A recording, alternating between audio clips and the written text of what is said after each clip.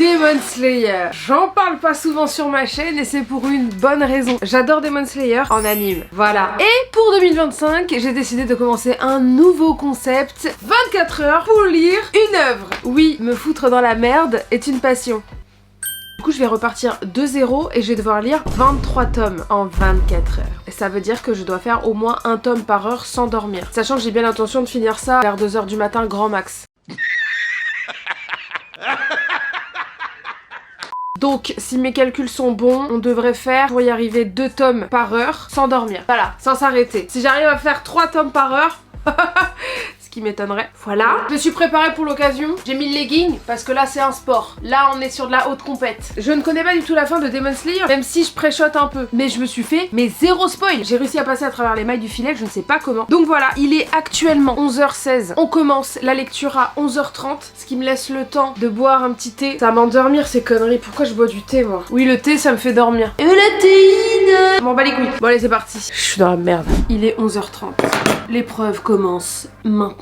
Cette vidéo ne spoilera pas Demon Slayer, donc si vous n'avez pas commencé ni fini, ne vous inquiétez pas. Également, n'hésitez pas à mettre en commentaire le prochain manga que je devrais lire en 24 heures. Celui qui aura le plus de likes, bah du coup je devrais relever le défi de lire le maximum de tomes, voire tous les tomes, en moins de 24 heures. Mais pour revenir à Demon Slayer, beaucoup pensent que je déteste la licence, et pas du tout. Je suis totalement fan de l'anime, mais je n'ai tout simplement pas adhéré au manga. Lorsque je découvre l'anime en 2019, j'ai tout binge-watché en une soirée. Mais le manga ne m'a pas plu ni au niveau du dessin, ni au niveau de sa construction. J'ai toujours dit que c'était un shonen classique, que ça ne cassait pas 3 pattes à un canard, mais que je comprenais totalement qu'on puisse adorer. Je suis à la moitié du gros tome, je voulais juste parler de ce passage. J'en ai croqué beaucoup des meufs de 16 ans, elles étaient délicieuses. Ah, on est à la moitié, on est déjà sur un gros pointeur, vraiment pas mal.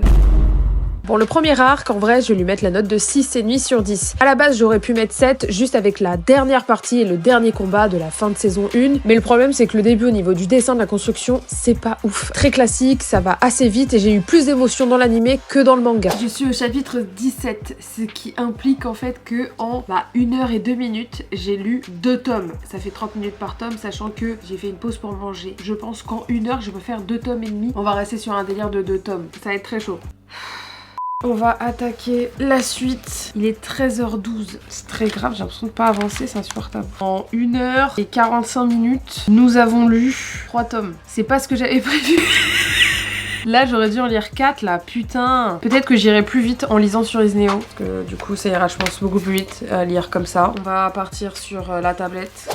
Bah c'est l'heure d'aller aux toilettes et après on continue. Vraiment premier degré, lire sur une tablette c'est le feu, mais laisse tomber, ça va trop vite. En fait je pense que c'est facile pour moi, entre guillemets là, d'aller plus vite parce que j'ai déjà vu ça. Bon ça date de 2019 quand même. Du coup ça me remet un peu à la page. Je pense que ça va être plus compliqué quand on va arriver dans le vif du sujet. Parce que en vrai l'arc des forgerons je l'ai pas fini en animé. Et l'arc après de l'entraînement j'ai regardé que le premier épisode, j'ai pas regardé après. Je sens que ça va être... On va y arriver. En fait, des fois, je trouve son dessin un peu cata, très brouillon. Mais genre souvent. Alors, je suis une fan de Chainsaw Man et pourtant le dessin des fois de Fujimoto, c'est j'ai hâte que ça s'améliore. Après, il y a des planches comme ça, tu vois, où là, je suis en mode ah, c'est un peu mieux. Mais c'est pas une dinguerie. Genre, je suis pas en mode waouh. Même au niveau de sa construction, sa découpe et tout, je suis pas en mode waouh. Et je pense que c'est pour ça que j'ai lâché plein de fois. Vraiment, par contre, Shinobu, gros coup de cœur sur cette meuf. Exceptionnelle. J'espère vraiment elle va rester en vie. Il est 15h moins 3 et j'attaque le tome 6. Il me reste donc 17 tomes à lire. Regardez, j'arrive dans le salon et elle est censée tourner une vidéo. Regardez ce que ça fait. C'est bien tourner la vidéo. Je vois que Demon Slayer c'est trop bien. Ça dort déjà. Au tome combien? Ah ouais, 6. Ah, l'histoire elle est... pas si fabuleuse que ça, non? Si, c'est bien, c'est juste pas facile. Allez, travaille, là. Je faisais une pause. Ouais, une pause. Mais laisse-moi dormir, Zampi. Bon les amis, on va commencer à attaquer l'arc avec Rengoku seulement. Je suis au tome 7, il est 17h15. Si on fait calcul, j'ai fait un tome par heure. C'est pas bon du tout les gars. Faut qu'on accélère. En fait le début était prometteur et j'ai fait une sieste. Non, c'est pas vrai. Les amis, c'est l'heure. J'ai fusionné avec le train. Quand même, je dois dire, le dessin a vraiment évolué. Mea culpa, on en reparlera à la fin, mais quand même, j'apprécie beaucoup plus ma lecture maintenant qu'au début. Bon là, je suis en train de finir l'arc du Train de l'Infini avec Rengoku, et franchement déjà, en film, j'avais beaucoup aimé, même s'il y avait un petit peu de longueur. Le manga va un petit peu plus vite, donc c'est presque plus agréable. Son trait s'améliore, et le combat Rengoku Akaza est magnifique. J'ai ressenti des émotions quand il revoit sa mère. En fait, je me rappelle pourquoi j'aime Demon Slayer là à travers cet arc en manga. Et pour le coup, au niveau du manga, le point fort, c'est que le passage avec le mec qui fusionne avec le train est beaucoup moins longué, même au niveau des rêves. Donc c'est un point fort. Là, vraiment, je vois une amélioration au niveau du rythme, du dessin, de la construction. Donc c'est de mieux en mieux. Bon, là, il y a Yumi qui vient me faire chier. Vous allez voir apparaître Aku en Travis Scott dans 3, 2, 1. Bon alors, c'est comment ton histoire de lecture en peu de temps? C'est pas facile. Là, je suis au tome 10, donc je désespère pas de finir cette nuit. Tome 10 T'es même pas à la moitié? Non. Oh! Il est quelle heure là? Il est 19h30. J'aurais dû faire 14 tomes là, si j'avais été efficace. Par contre, fait intéressant, elle dessine très bien les piliers, mais les 3 persos principaux, elle les bâcle un peu. C'est vrai? Je te jure, ça c'est Tengen. Et Shinobu c'est pareil, Tomioka pareil, Sademi pareil. Ils sont tous trop bien faits. Bah voilà. Bon, même si c'est une phase d'humour. Wesh! Et il y en a beaucoup des phases comme ça. Je sais pas si elles détestent pas les dessiner. Mais tu vois, genre quand c'est eux, t'as plus des phases comme ça de dessin que de dessin stylé. Je continue. Je lâche rien. Vas-y, allez. Bonne continuation. Allez, bonne chance, hein. Ouais. Bon, par contre, l'arc du quartier des plaisirs, 10 sur 10, j'ai rien à dire. Humour, dessin, rythme, personnage, c'est exceptionnel. C'est un moment historique. Je trouve que cette scène est plus belle dans le manga que dans l'anime. Elle a tout donné sur la case. Je pense que je vais bientôt faire des excuses.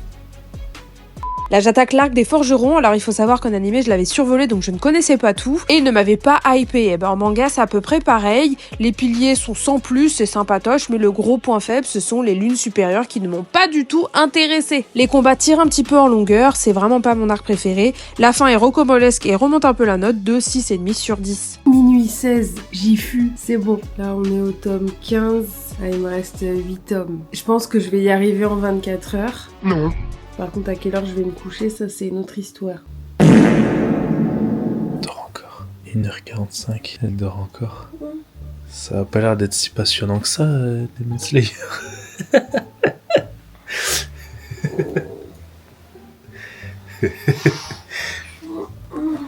chaque fois que je repasse là, elle dort. Bon, allez, bonne nuit. Lève-toi bientôt, il te reste pas beaucoup de temps pour le challenge.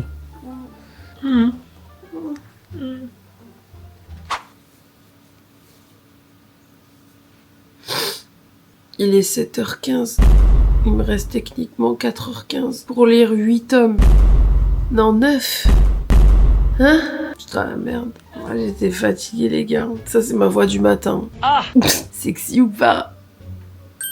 En plus, je me suis endormie à un moment donné où là, on s'intéresse à Tomioka. Genre, c'est un moment où genre j'étais en mode, là je découvre. Là, je ne connais rien de tout ça. J'ai pas regardé la dernière saison. Donc là, je suis en mode découverte. Et je me suis endormie. Ouais, let's go.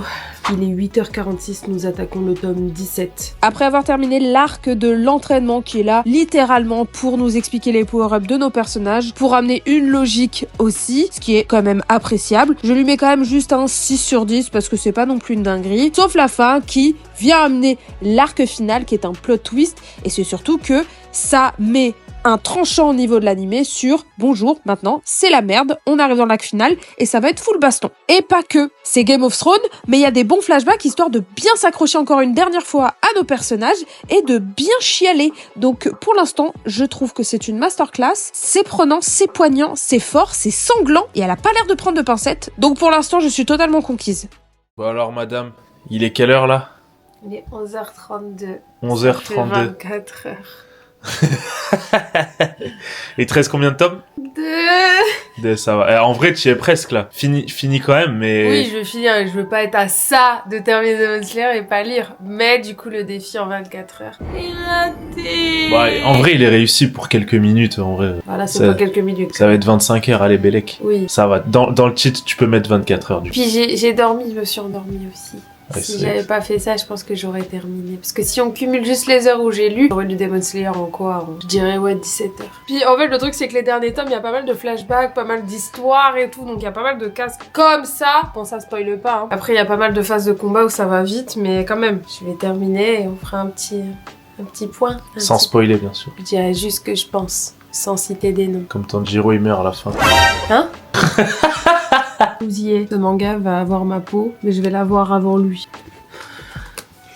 J'attaque le dernier tome et comment vous dire que je ne suis absolument pas déçue. Je suis même choquée d'avoir même perdu mon temps à ne pas avoir lu avant la fin. C'est mené d'une main de maître du début à la fin. Cet arc est pépite. Elle a nerf aucun personnage. Il y a vraiment de la logique dans les combats et dans le fait d'avoir des personnages qui survivent ou pas. Sachez qu'il y a un ménage qui est monstrueux. Ça m'a vraiment choqué. Il y a une énorme maturité dans ce shonen. Et jusqu'au bout, vraiment jusqu'au bout, on a un vrai antagoniste. Il y a une histoire d'amour qui est inattendue et sublime. Seul bémol, c'est que Inosuke et Zenitsu m'ont déçu au niveau du développement. Je m'attendais à mieux. Elle développe beaucoup mieux les piliers et d'autres personnages que ces deux-là qui sont quand même dans le trio principal. C'est pour ça que je lui mets la note de 9,5 sur 10, mais c'est génial.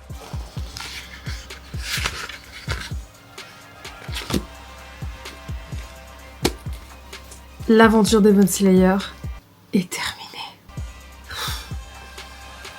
Bon, je fais ce bilan un peu tard, je rentre de Yatta, laissez-moi tranquille. Je suis dans une nausée, migraine / fatigue exceptionnelle. Si j'avais voulu vraiment faire les 24 heures et terminer en 24 heures, il aurait fallu que je dorme moins. Mais bon bref, cette aventure, elle m'a appris une chose, c'est qu'il y a que les imbéciles qui changent pas d'avis, littéralement. Deuxième chose, je ne spoilerai pas bien évidemment, mais elle est très bien cette fin. J'ai pas grand chose à redire à part que oui, c'est du shonen. C'est shonenesque. Des flashbacks, des grands discours. Mais on peut pas lui enlever le fait qu'elle a eu les couillasses de déguerpir beaucoup de monde. Voilà. J'ai vraiment hâte que les 3 films sortent sur la suite, sur la fin, parce que je pense qu'en animé, ça va être une masterclass. Oh là là là là. Ufotable qui anime ça.